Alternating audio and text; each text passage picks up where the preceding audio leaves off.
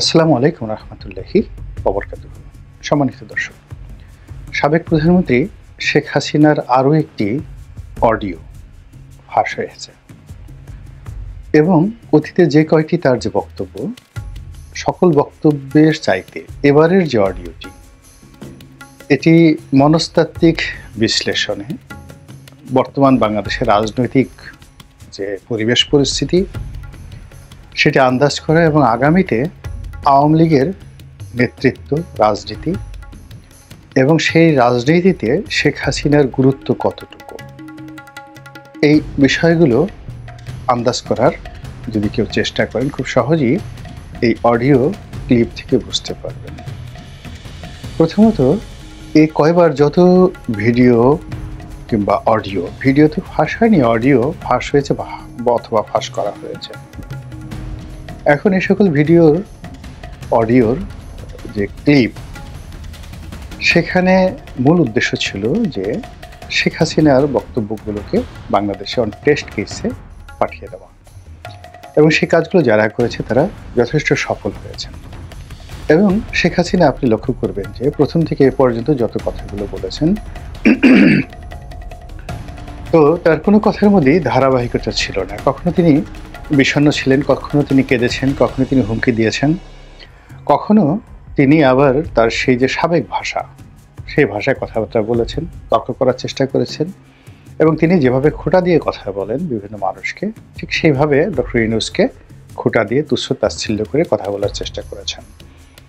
আপনারা যদি মনে করেন যে এটি শেখ হাসিনা নেহায়েত একটি ব্যক্তিগত পাগলামো, তার দুর্বলতা, অথবা তিনি সম্বিত হারা হয়ে পড়েছেন, আমার কাছে মনে হচ্ছে আপনি ভুল করেছেন। এর কারণ হলো তিনি প্রায় 15টি বছর বাংলাদেশ চালিয়েছেন অত্যন্ত শক্ত হাতে, এবং যেই দিন পর্যন্ত তিনি ক্ষমতায় ছিলেন, একেবারে শেষক্ষণ পর্যন্ত তার দলের কোটি কোটি নেতাকর্মীদের মধ্যে একমাত্র তিনি ছিলেন ভাবলেশহীন, দৃঢ় এবং ভয়হীন। তার সঙ্গে যারা ছিলেন, সেনা কর্মকর্তা, সিভিল সার্ভিসের কর্মকর্তা থেকে শুরু করে আরও অনেকেই, তারা ভয়ে কম্পমান ছিলেন। রাজনৈতিক যে সকল নেতৃবৃন্দ সেখানে ছিলেন, তাদের হাঁটু কাঁপছিল, কিন্তু তিনি একেবারে শেষক্ষণ পর্যন্ত অত্যন্ত দৃঢ়তার সঙ্গে দাঁড়িয়েছিলেন, সবাইকে সান্ত্বনা দিয়েছেন, এবং তার মধ্যে ভয়, অনুশোচনা, আতঙ্ক কোনো রকম তার বডি ল্যাঙ্গুয়েজে ফুটে ওঠেনি। আপনারা যদি তার চলে যাওয়ার সেই দৃশ্য দেখে থাকেন, এবং আপনার যদি যে মৌখিক এক্সপ্রেশন বা ফেশিয়াল এক্সপ্রেশন সম্পর্কে ধারণা থাকে, তো ওই সময় লক্ষ্য করবেন যে তাকে জড়িয়ে ধরে বা তাকে স্পর্শ করে একজন সরকারি কর্তা, মহিলা কর্তা, তিনি অঝরে কাঁদছিলেন। কিন্তু এই ঘটনায় শেখ হাসিনা একটু বিচলিত না হয়ে তাকে সান্ত্বনাও দেননি, বরং খুব দৃঢ়তার সঙ্গে তিনি তাকে বোঝানোর চেষ্টা করেছেন যে তিনি যাচ্ছেন, আবার তিনি ফিরে আসবেন। এরকম তার অভিব্যক্তি আপনি ফেশিয়াল এক্সপ্রেশনে খুঁজে পাবেন। তো সেই শেখ হাসিনা ভারতে গিয়ে ইচ্ছে করেই তিনি একটার পর একটা অডিও রেকর্ড তিনি তৈরি করেছেন এবং ফাঁস করেছেন, এবং সেটি নিয়ে আমরা সারা বাংলাদেশের মানুষ নাচানাচি করেছি এবং এখনো করে চলেছি, এবং এটাই তার রাজনীতির প্রধান সফলতা। তিনি এমনটি চেয়েছিলেন, এবং তার সেই বক্তব্যের কারণে আমরা যে রেসপন্ড করছি, এর দ্বারা তিনি খুব স্পষ্ট করে বুঝে নিয়েছেন যে বাংলাদেশে তার গুরুত্ব রয়েছে, তার ভয় এখন অনেকটা কম্পমান, তাকে ভালোবাসেন অনেকেই, এবং তাকে কাছে নেওয়ার জন্য অনেকেই আগ্রহী, এবং তাকে কোনো অবস্থাতেই রাজনীতি থেকে মাইনাস করার কোনো সুযোগ নেই। এর কারণ হলো, যখন তিনি কেঁদেছেন, তখন তিনি মানুষের প্রতিক্রিয়া দেখেছেন যে তার সেই কান্নাকে কারা গ্রহণ করলো, এবং কারা এই কান্নাকে নিয়ে তুচ্ছ তাচ্ছিল্য করলো, গালাগালি করলো, হোয়াটএভার। যখনই তার কোনো একটা বক্তব্য মানুষের দৃষ্টিতে আসছে এবং মানুষ সেটা নিয়ে রেসপন্স করছে, ইট মিনস তার একটা সোশ্যাল ভ্যালু রয়েছে। আবার ধরুন, যখন তিনি হুমকি দিচ্ছেন যে আমি টুস করে ঢুকে পড়বো, এবং তার সেই টুস করে ঢুকে পড়া নিয়ে যখন আমরা আলাপ করছি, আলোচনা করছি, তিনি ধরে নিচ্ছেন যে তাকে ভয় পাওয়া হচ্ছে। তারপর তাকে কেন্দ্র করে আমাদের রাজনৈতিক অঙ্গন, তারপর সরকার যারা চালাচ্ছেন তারা, সমন্বয়ক, ছাত্ররা প্রায় প্রতি মুহূর্তেই যে প্রতিক্রিয়া ব্যক্ত করছে, এবং গত 5 মাসে অন্তত 50টি অ্যাঙ্গেলে তাকে নিয়ে সরকার, রাষ্ট্র, সরকারি কর্মকর্তা, তারপরে এখন যারা উপদেষ্টা রয়েছেন তারা, এবং সর্বোপরি রাজনৈতিক নেতৃবৃন্দ রয়েছেন। শেখ হাসিনাকে নিয়ে এবং আওয়ামী লীগকে নিয়ে অন্তত 50 বার তাদের সিদ্ধান্ত পরিবর্তন করেছেন, চিন্তা পরিবর্তন করেছেন, ভাষা পরিবর্তন করেছেন, এবং অনেকগুলো সিদ্ধান্ত পরিবর্তন করতে তারা বাধ্য হয়েছেন। যেমন ধরুন শাহাবুদ্দিন চুপ্পুকে সরিয়ে দেওয়া, তারপর ধরুন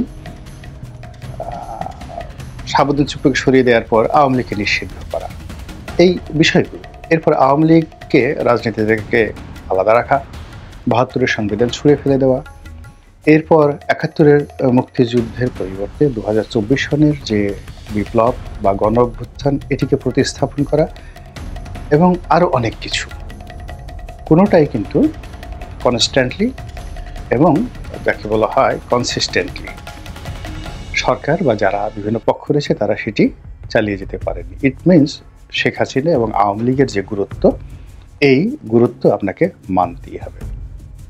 এই কারণে কি হলো, তার যে স্পর্ধা, তার সাহস, তার শক্তি, তার যে স্যাটায়ার করার ক্ষমতা, মানুষকে নিয়ে ঠাট্টা মশকরা করার ক্ষমতা, মানুষকে নিয়ে চিল করার ক্ষমতা যেটা আগে ছিল, এটি এই বর্তমান জমানাতে এসে না কমে বরং বেড়েছে।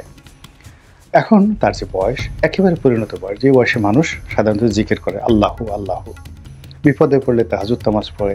অনেক লোক এই সময়টাতে আওয়ামী লীগের যারা কখনো নামাজ কালাম পড়তেন না, আল্লাহকে বিশ্বাস করতেন না, তারা এই বিপদের মধ্যে পড়ে তারা তাহাজ্জুদ নামাজ পড়া শুরু করেছেন।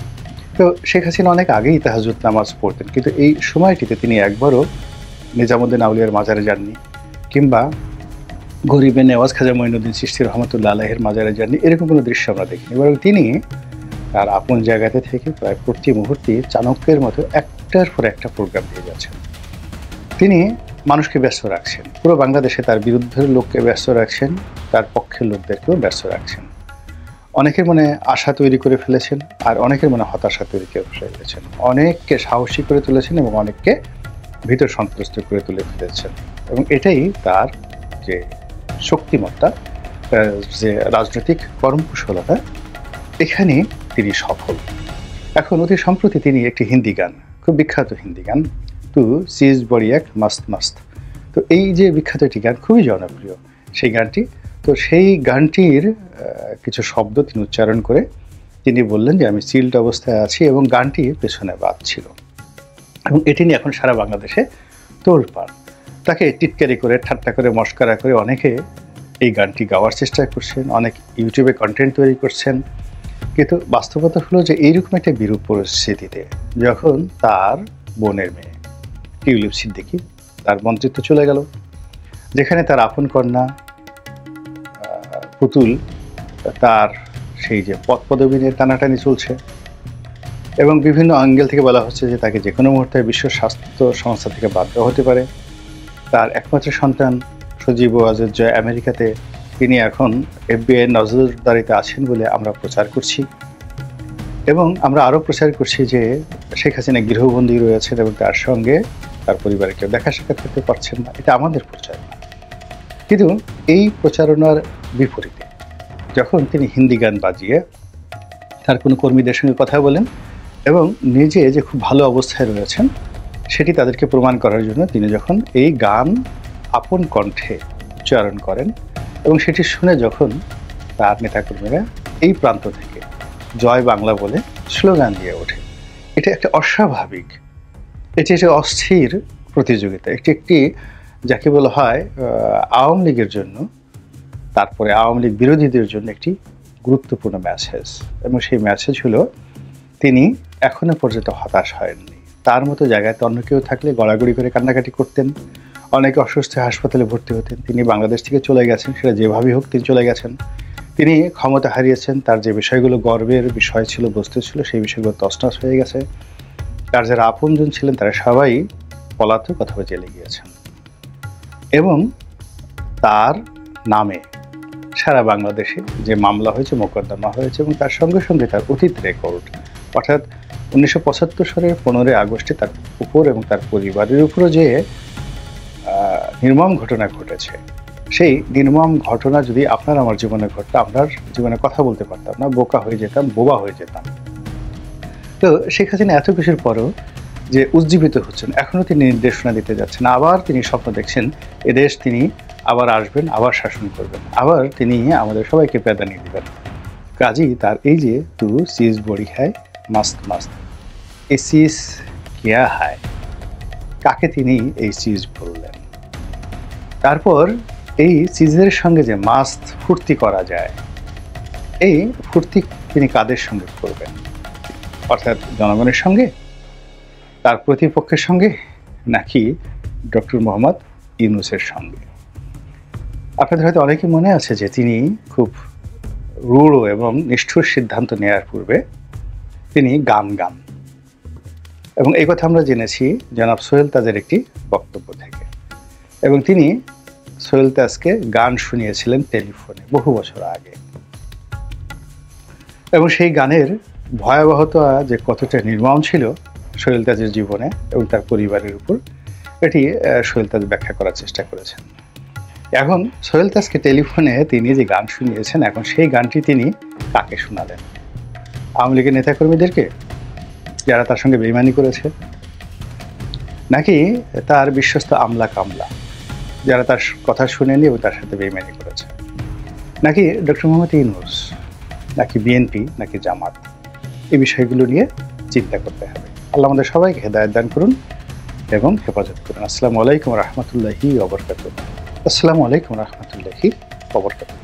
সম্মানিত দর্শক, সাবেক প্রধানমন্ত্রী শেখ হাসিনার আরও একটি অডিও ফাঁস হয়েছে, এবং অতীতে যে কয়টি তার যে বক্তব্য, সকল বক্তব্যের চাইতে এবারের যে অডিওটি, এটি মনস্তাত্ত্বিক বিশ্লেষণে বর্তমান বাংলাদেশের রাজনৈতিক যে পরিবেশ পরিস্থিতি সেটি আন্দাজ করা এবং আগামীতে আওয়ামী লীগের নেতৃত্ব, রাজনীতি এবং সেই রাজনীতিতে শেখ হাসিনার গুরুত্ব কতটুকু, এই বিষয়গুলো আন্দাজ করার যদি কেউ চেষ্টা করেন, খুব সহজেই এই অডিও ক্লিপ থেকে বুঝতে পারবেন। প্রথমত, এই কয়বার যত ভিডিও কিংবা অডিও, ভিডিও তো ফাঁস হয়নি, অডিও ফাঁস হয়েছে অথবা ফাঁস করা হয়েছে।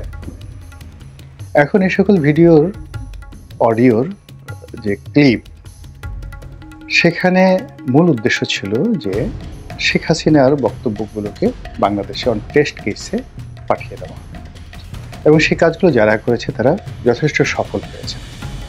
এবং শেখ হাসিনা, আপনি লক্ষ্য করবেন যে প্রথম থেকে এ পর্যন্ত যত কথাগুলো বলেছেন,